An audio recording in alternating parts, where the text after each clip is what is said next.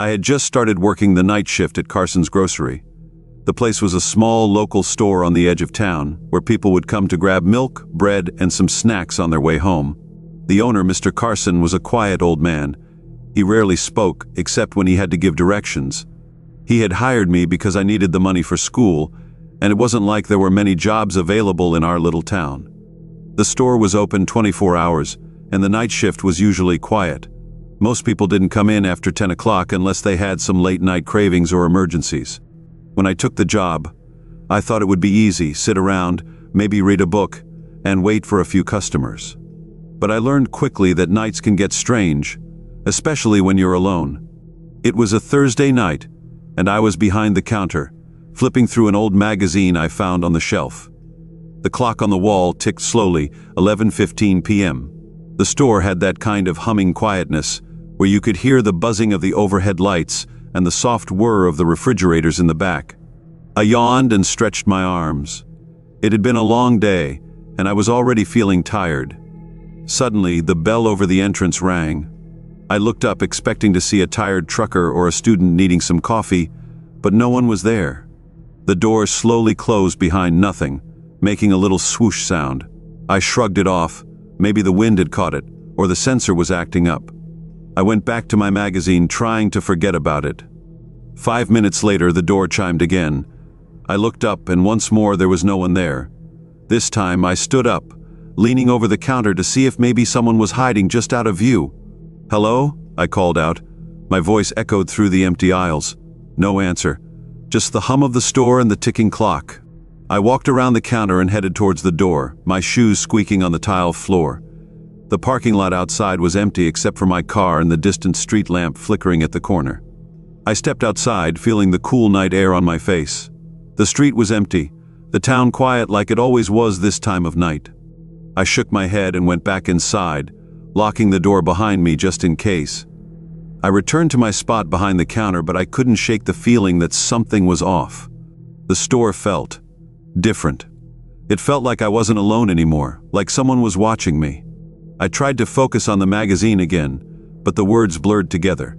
My eyes kept drifting to the security cameras above me, the monitors showing different parts of the store.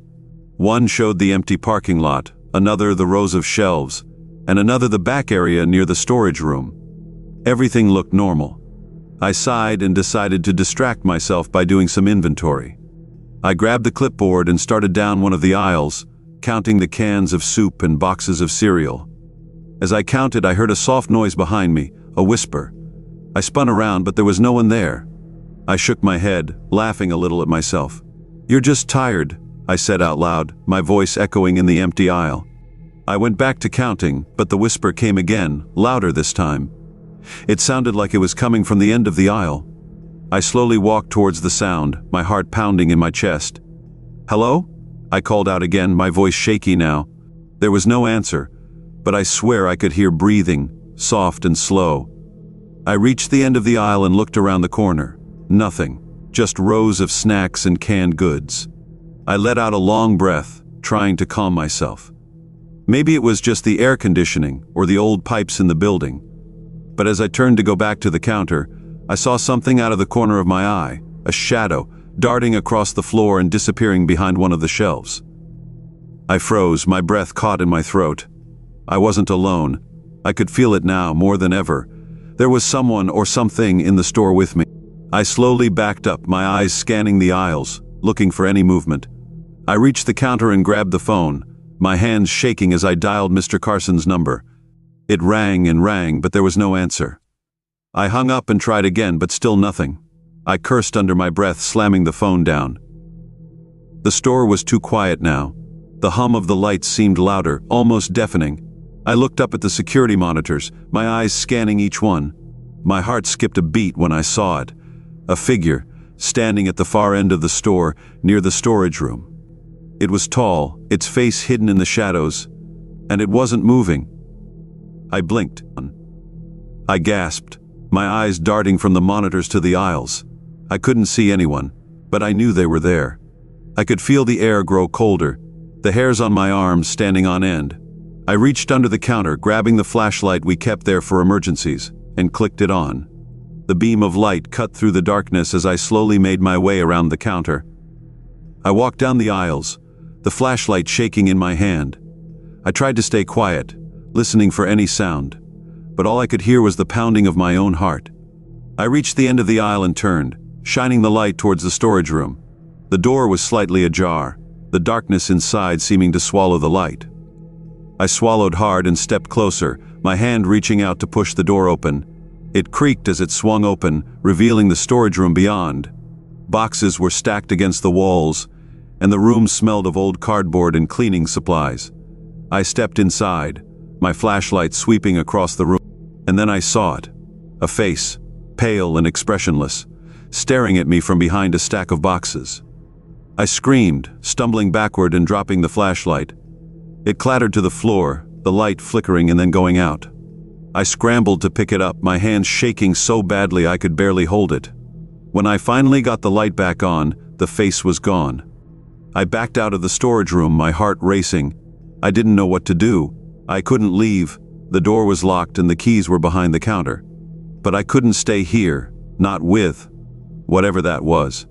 I ran back to the counter, my eyes darting to the security monitors again. The figure was back, standing in the middle of the aisle, its head turned towards the camera. I could see its eyes now, dark, empty holes that seemed to stare right through me. I grabbed the keys from under the counter and ran to the door, my hands shaking as I tried to unlock it. The key wouldn't fit, my fingers fumbling in my panic. I glanced over my shoulder, and the figure was closer now, moving towards me, its steps slow and deliberate. Finally, the key slid into the lock, and I threw the door open, running out into the night. I didn't stop until I reached my car, fumbling with the keys again as I tried to unlock the door. I could still feel it, the figure watching me, getting closer. I got in the car and started the engine, my hands trembling as I gripped the steering wheel. I didn't look back as I drove away, the store growing smaller in my rearview mirror. I didn't stop until I reached home, my heart still pounding in my chest. The next day, I quit the job. I didn't tell Mr. Carson why. I didn't think he would believe me anyway. But I knew I couldn't go back there, not after what I saw. Even now, I still see that figure sometimes in the corner of my eye, watching me from the shadows. And every time I hear the soft chime of a doorbell, I feel my heart skip a beat, waiting for something that isn't there.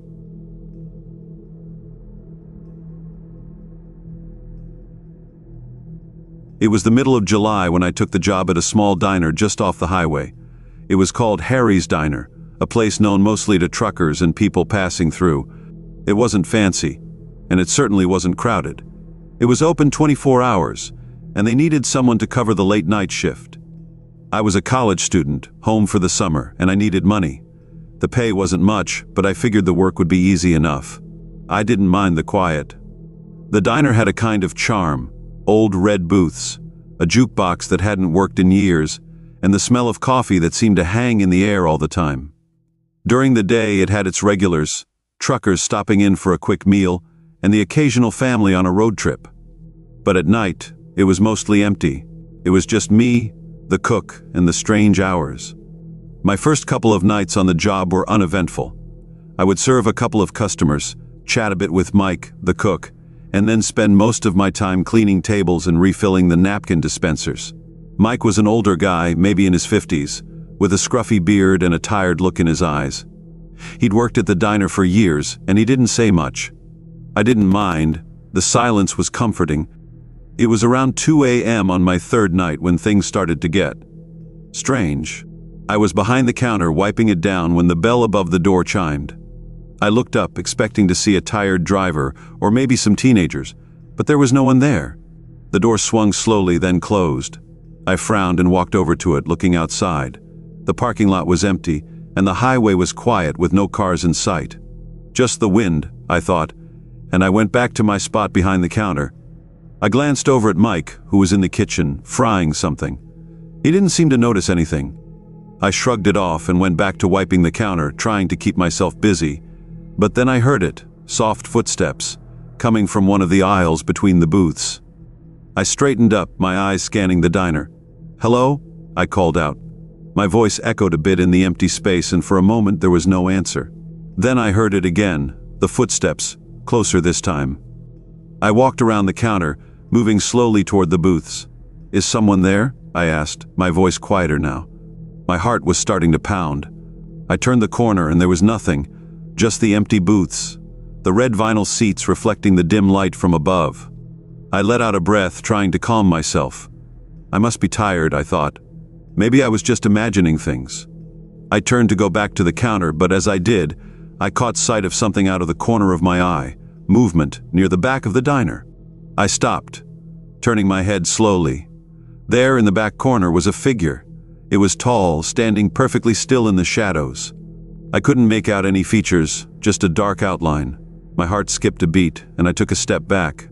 "Hey, the diner's closed," I called out, trying to sound braver than I felt. "You need to leave." The figure didn't move. It just stood there, staring at me. At least it felt like it was staring at me. I glanced over at the kitchen, but Mike was busy with his back to me, the sizzling of the fryer drowning out everything else. I turned back to the corner, and the figure was gone. I blinked, my heart pounding in my ears. I walked slowly towards the back, my eyes scanning every booth, every shadow. But there was nothing. The corner was empty, the door leading to the storage room closed.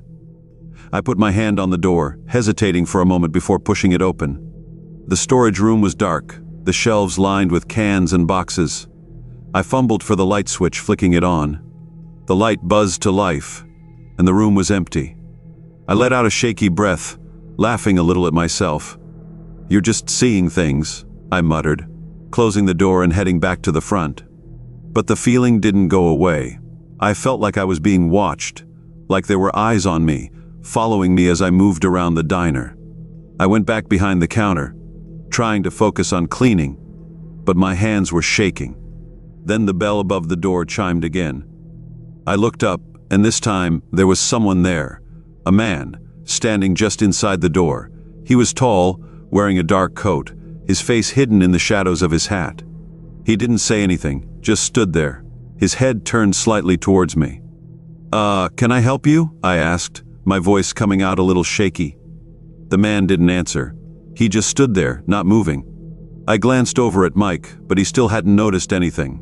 His attention focused on whatever he was cooking. "Sir?" I tried again, but still no answer. I took a step towards the man, and as I did, he turned and walked out, the door swinging shut behind him. I rushed over to the door, looking out into the parking lot, but it was empty. There was no sign of the man, no car, nothing. I closed the door, locking it this time. I didn't care if we were supposed to be open 24 hours. Something was wrong, and I wasn't going to take any chances. I walked back to the counter, my hands still trembling. "Hey, you okay?" Mike's voice made me jump, and I turned to see him standing in the kitchen doorway, a concerned look on his face. Yeah, I said, forcing a smile. "Just thought I saw someone, but they left." Mike frowned, wiping his hands on a towel. "You sure you're all right? You look a little pale." I nodded, trying to steady my breathing. "Yeah, I'm fine, just tired, I guess." Mike gave me a long look, then nodded. "All right, let me know if you need anything." He turned and went back to the kitchen, and I tried to relax, but the feeling of being watched didn't go away. The rest of the night was quiet. Too quiet. The kind of quiet that makes your skin crawl, that makes every little sound seem louder than it should be. I kept looking at the clock, counting down the minutes until my shift was over. I just wanted to get out of there, to get away from whatever was happening. It was around 4 a.m. when I heard it again, the footsteps. Slow, deliberate, coming from the back of the diner. I froze, my heart pounding. I turned, my eyes scanning the aisles, but I couldn't see anything. The footsteps grew louder, closer, and then they stopped. I held my breath, waiting, listening. And then, from the corner of the diner, I heard a whisper, a soft, raspy voice saying my name. I spun around, my eyes wide. "Who's there?" I called out, my voice shaking. There was no answer, just silence. I took a step towards the corner, my hands trembling. "Mike?" I called out, but there was no response from the kitchen. I walked slowly towards the back, my heart pounding in my ears. I reached the corner, and there was nothing. Just empty booths and shadows. I let out a shaky breath, turning to go back, and that's when I saw it. A face, pale and expressionless, staring at me from the window. I screamed, stumbling backward and falling into one of the booths. The face disappeared, and I scrambled to my feet, my heart racing. I ran to the kitchen, bursting through the door. "Mike, there's someone out there!" I shouted, but the kitchen was empty. The fryer was still on, the oil bubbling, but there was no sign of Mike. "Mike," I called out, my voice echoing in the empty kitchen. I walked slowly through the kitchen, checking every corner, but he was gone. It was like he had just vanished. Panic set in, and I ran back to the front of the diner. I grabbed the phone, my hands shaking as I dialed. It rang and rang, but no one answered. I slammed the phone down, my eyes darting to the windows. The parking lot was still empty, but I could feel it. Something was out there, watching me. I grabbed my bag from under the counter, my hands trembling as I fumbled with the zipper. I needed to get out of there. I ran to the door, unlocking it and throwing it open. I stepped outside, the cool night air hitting my face. The highway was still and silent, no cars in sight. I ran to my car, my heart pounding. I got in, slamming the door shut and locking it. I started the engine, my hands shaking as I gripped the steering wheel. I didn't look back as I pulled out of the parking lot, the diner growing smaller in my rearview mirror. I drove straight home, my heart still racing. I didn't stop until I reached my driveway, and even then, I couldn't calm down. I sat in the car, my hands gripping the wheel, my eyes darting to the shadows outside.